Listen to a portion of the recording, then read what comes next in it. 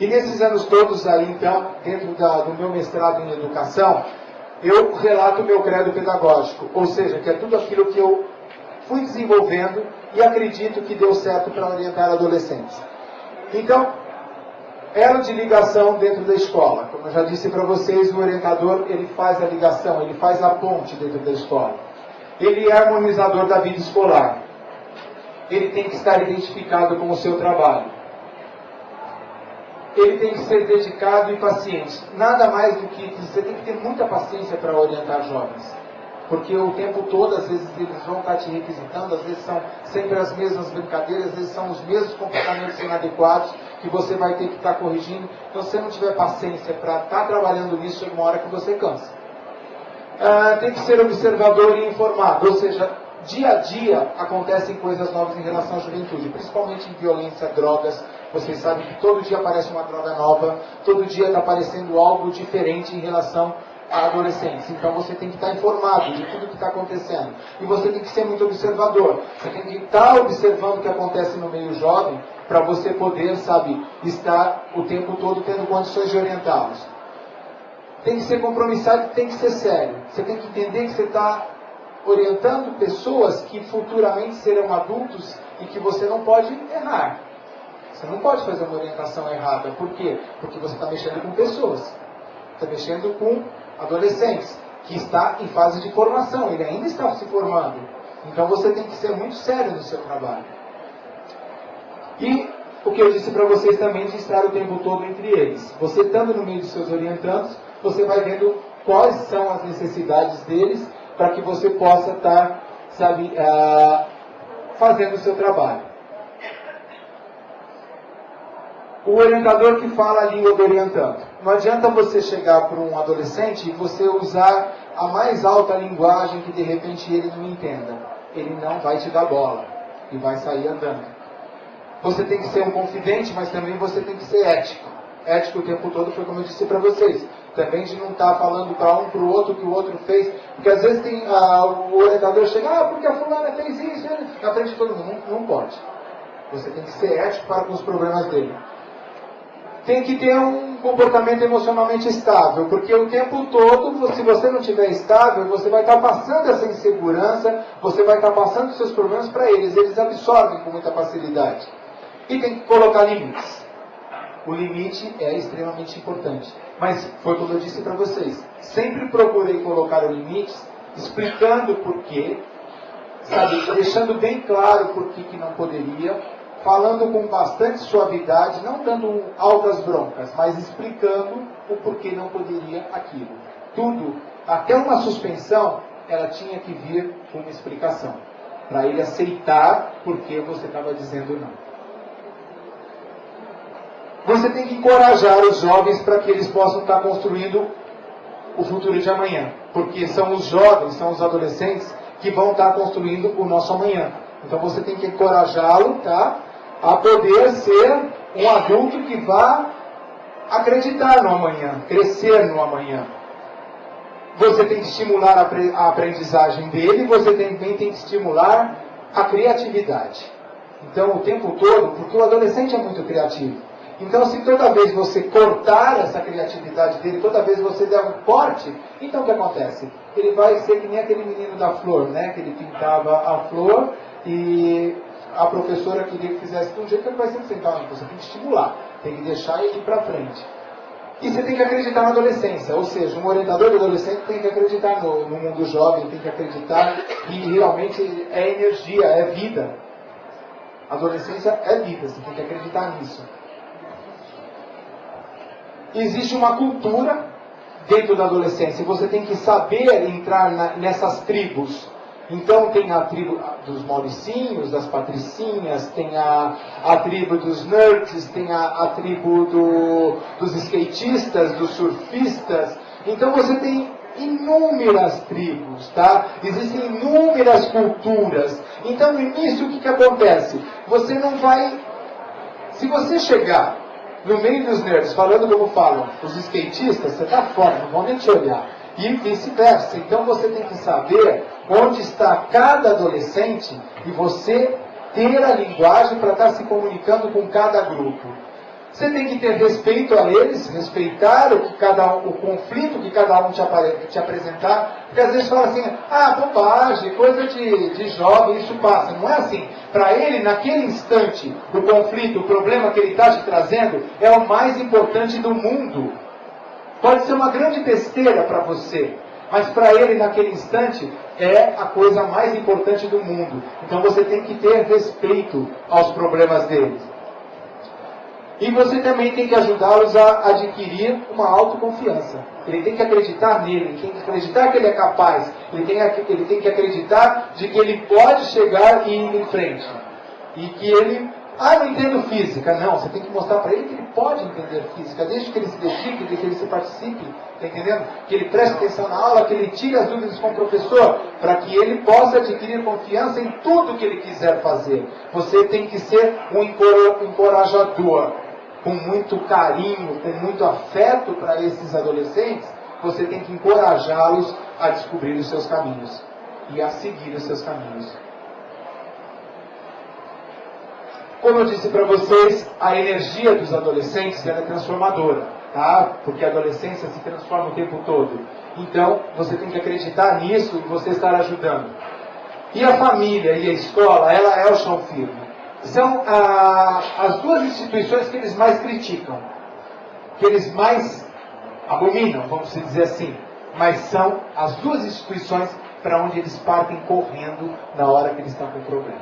É onde eles se sentem seguros. É onde, sabe, de repente, eles vão ter o porto seguro deles e o chão firme.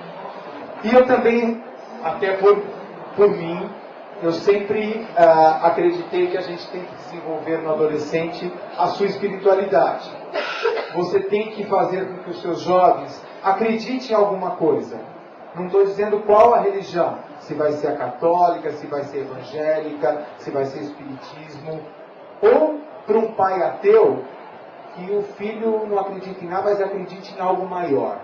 Como algo transformador dessa energia, onde ele possa estar acreditando em alguma coisa, onde ele possa temer alguma coisa, onde ele possa, na hora que ele não estiver bem, ele possa estar procurando essa ajuda lá atrás. E é um ser maior. Então eu creio na espiritualidade do adolescente.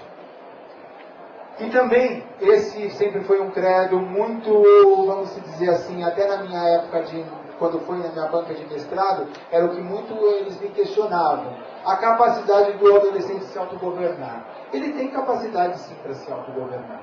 Desde que você esteja por trás, só dando as dicas para ele de como ele tem que seguir os caminhos dele e conseguir chegar num lugar. Porque muitos adolescentes, às vezes, não precisam tanto do orientador como outros.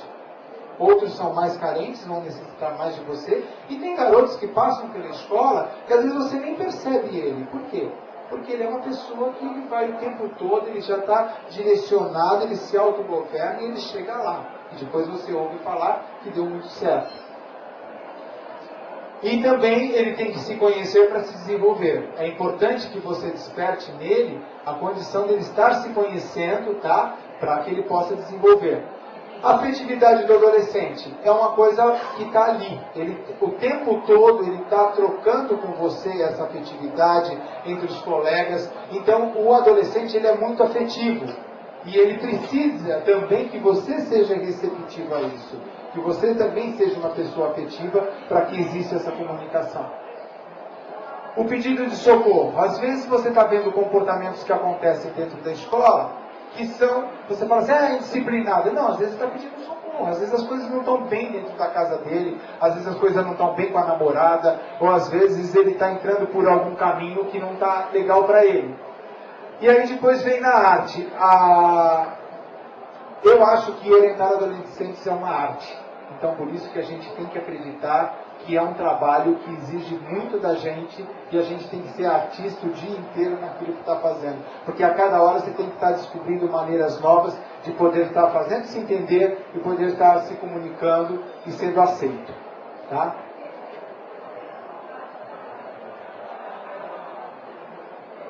E também você tem que o tempo todo ensinar para eles moral.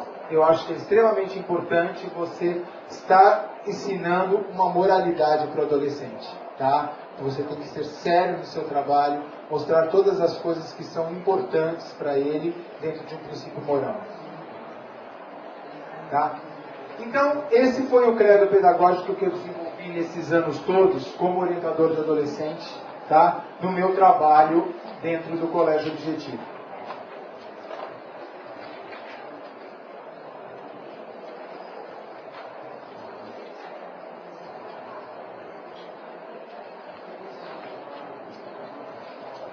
Agora, por que esse trabalho deu certo? Foi como eu falei para vocês já anteriormente. Porque eu gosto muito do que eu faço, eu acredito naquilo que eu faço, eu procuro estar sempre me atualizando, me informando, para que você possa fazer um bom trabalho, tá? Sempre me preparando.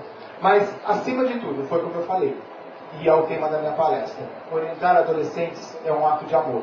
E esse é um amor do dia a dia, onde cada ano entram pessoas novas na sua vida, e cada ano saem pessoas da sua vida. Então você tem que entender que você está ali, aquele vínculo vai ser naquele período que eles estão com você. Depois eles saem, eles voltam até para te visitar. Mas eles entraram na sua vida, ficaram aquele período com você na sua vida, e depois eles saem da sua vida. E você tem que estar preparado para isso também. Você tem que estar preparado para todo aquele amor que você deu, como se tivesse um filho seu ali, se você estivesse cuidando, chega uma hora que ele parte. Ele ganha o mundo. E você tem que estar, preparado para isso e ter feito o melhor para ele. Você tem que ter dado todo o teu amor como uma mãe, como um pai dá para o seu filho. Tem que ter orientado no melhor que você iria querer para o seu filho, você querer para o filho dos outros que está ali sob sua responsabilidade, e você gostar do seu trabalho. Então, nisso tudo, muitas histórias eu construí com os adolescentes, e eu tenho 4 livros publicados. Um é O Mundo do Educador e Educador no Mundo, que eu conto toda a minha trajetória profissional, conto o meu credo pedagógico, tudo aquilo que eu acredito que deu certo para orientar adolescentes. E nisso, numa forma de uma linguagem de teatro, onde é uma peça teatral, onde eu vou mostrando as unidades que eu passei, os planos de fundo, tudo isso nesse meu livro Mundo do Educador, que já está em edição esgotada, não tem mais, a segunda edição já foi esgotada. O segundo livro meu são Histórias de Adolescentes, Crônicas de um Educador. São 116 histórias que eu conto de atendimentos, de história, de estudo de caso, tá? Se alguém se interessar, aí na saída tem esses livros para vender. E eu vou contando os mais diversos conflitos que aconteceram e eu fui orientando. O terceiro livro chama-se Novas Histórias de Adolescentes. São 20 historiazinhas onde os conflitos explodiram. Eu estava presente, fui lá e ajudei eles a passarem por essa fase. E o último livro recém-lançado chama-se Momentos Relatados, a Arte de Ouvir de Educador. Aí são os ex-adolescentes, eles já saíram da minha vida há muitos anos. E eles voltam para me contar como eles resolveram os conflitos longe da gente, como orientador. E aí, então, é isso que eu descrevo. Agradeço a presença de todos, tá? Espero que tenham gostado. Se alguém quiser perguntar alguma coisa, estou à disposição.